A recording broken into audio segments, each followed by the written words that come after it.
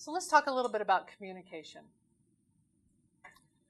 Communication is one of those things where society has told us it's about our words, the words that we use, the choices that we make when we're speaking to someone.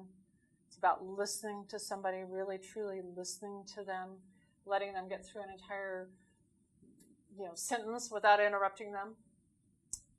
We're also told that body language is a key piece of communication, and whether or not somebody's tapping their glasses on a table, or whether or not they're staring off out the window while you're having a conversation with them, rustling their papers a little bit. I believe that communication is more fundamental than that when you're talking about a manager, a CEO. I think it's more, there's a deeper level of communication that needs to happen if you really want to move your management forward and be a more effective manager. Communication is more visceral in nature. Okay, it's an energy that you feel, that you can move, that you can shift, that you can work with, right? So let me give you some examples. When you get a phone call from somebody, you pick up that phone, before they even open their mouth, you know immediately, is this a conversation that I wish I hadn't picked up the phone, or is this a, all right, let's go kind of conversation? Y'all know what I'm talking about, right? You're walking out the door because you get that call. You know what I'm talking about. Why is that?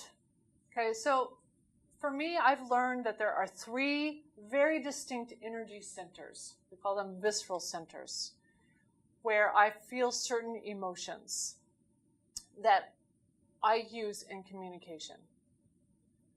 There's the fight, flight, or freeze energy that for me is in the pit of my stomach, but for some people it's in the base of their spine. Where you feel it doesn't really matter. It's just recognizing this, right?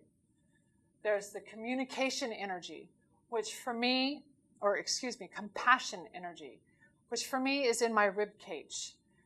I feel pity in the back of my rib cage, and I feel compassion in the front.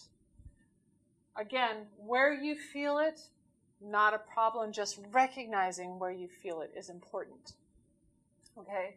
Then, where you feel things that are right. Okay? This might be joy. Like joy for me is a very expansive kind of energy. It happens to be up in my heart space. But I have had to make very difficult decisions that I also would say are in my heart space. Firing somebody. I had 2 things happening. I had compassion going on, and I also knew that it was the right thing. So I had energy that I could feel in my rib cage and in my heart space. Okay, so where you feel different kinds of things is important because you use that information when you're communicating with somebody. So when you're sitting there and you see somebody coming down the hall and you start to feel that energy down in the pit of your stomach or wherever you feel the fight, flight, or freeze, there's a thought process that goes with that, right? There's that, oh, fill in the blank, so-and-so showing up and they have a chip on their shoulder kind of thing.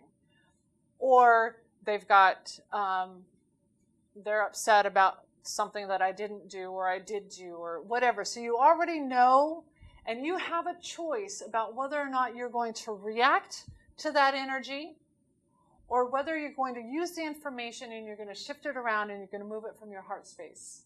Okay? Let me give you some examples of where you might use this kind of information and combine it with the more traditional forms of communication, the spoken word and the body language. I was working with a team of people, and there was one person on the team, we were presenting some information to this team, and there was one person we were presenting to that had a chip on their shoulder when they walked in the door. They were kind of slouching in their chair. Their body language was they're shifting their papers, staring out the window, sighing a lot, kind of type of attitude. And I felt that down in my gut. I knew this person was not happy. I knew that it was definitely a fight kind of energy. So one of the other team members says, "Hey, is everything okay?" And the response was yes. Okay, so the response and the body language didn't match. I felt that down in my gut, and I was like, all right. So I called this person out and I said, okay, so I know that you said everything's okay, but I'm not feeling like it is. So how can I help you feel comfortable with what we're presenting you? What kind of information do you need? So I called this person out in front of a team, and we were able to get through everything. And at the end of the day, this person was like, wow, that was more information. Thank you so much. I really am okay with everything now. So once we were all said and done, that energy left, and I felt it up in the heart space, and I knew he was being genuine.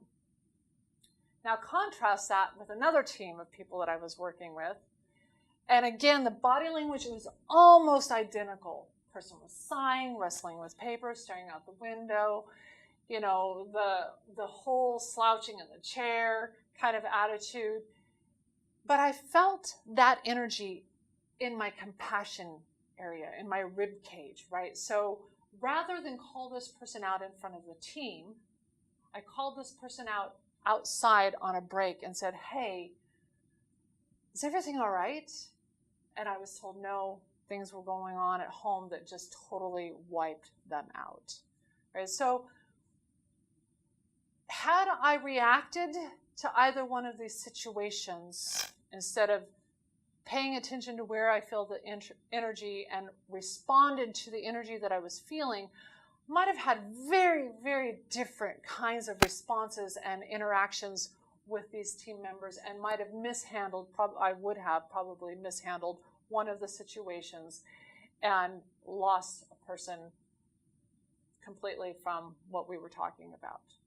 So communication, when you're dealing with a team, when you're dealing with individuals, when you want to, if you're in a position of leadership and you want to communicate more effectively with your teams, being aware of the energy of what you're feeling, being aware of where you feel that energy, and being able to use that and manipulate that and move that around is critical.